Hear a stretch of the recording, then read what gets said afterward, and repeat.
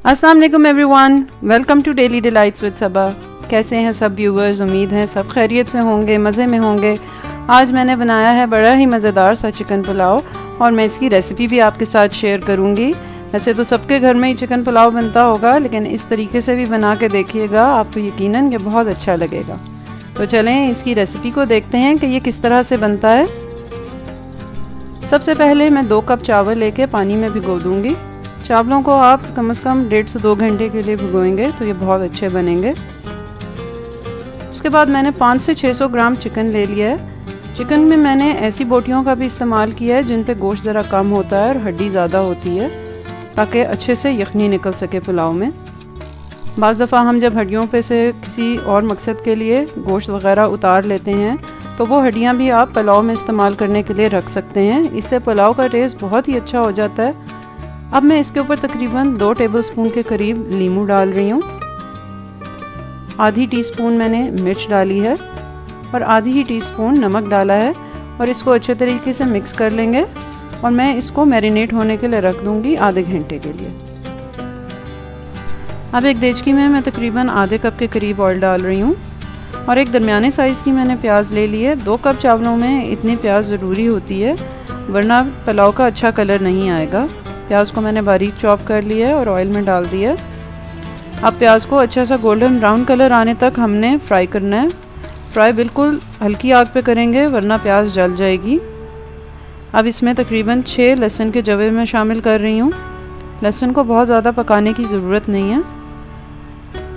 जब प्याज का कलर अच्छा सा आ जाए तो साथ ही आप ऊपर से पानी डाल दें ताकि प्याज का कुकिंग प्रोसेस बंद हो जाए। पानी शामिल करने के बाद अब मैं मैरिनेटेड चिकन इसमें शामिल कर लूँगी और चिकन को अच्छे से फ्राई करेंगे ताकि चिकन का कच्चापन भी ख़त्म हो जाए और इसकी स्मेल भी ख़त्म हो जाए। चिकन अच्छे से मैंने भून लिया है। मैं आपको मसाले दिखा देती हूँ।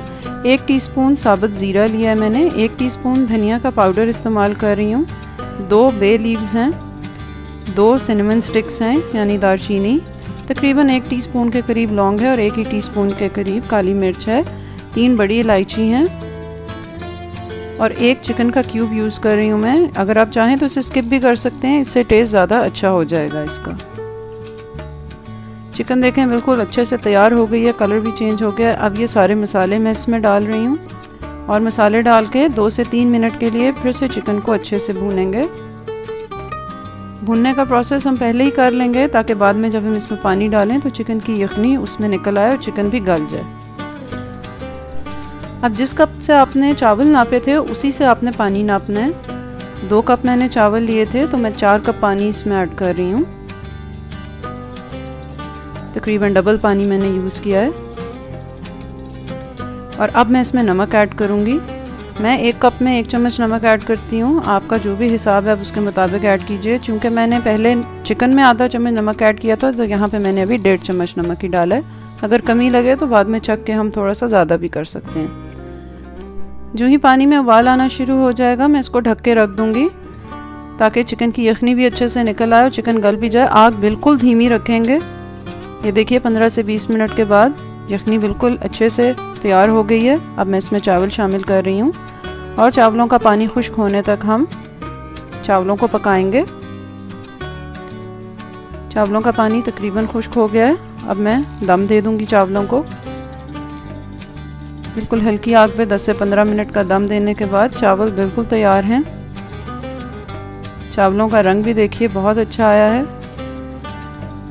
जिस टाइम आप चावल पानी में डालें तो आप नमक ज़रूर चेक कर लीजिए। चिकन पुलाव को मैंने अब डिश आउट कर लिया है। खुशबू इसकी बहुत अच्छी आ रही है और इसका टेस्ट भी बहुत अच्छा होता है। अगर आपने पहले इस तरीके से पुलाव नहीं बनाया तो ज़रूर ट्राई कीजिएगा। मैंने पुलाव को रायते के साथ और शामी कबाब के साथ सर्व किया था। रायते और शामी कबाब की रेसिपी भी पहले से मैंने अपने चैनल पे अपलोड की हुई है। आप भी इस रेसिपी को ज़रूर ट्राई कीजिएगा। दुआओं में याद रखें और अपना ख्याल रखें। अल्लाह हाफिज़।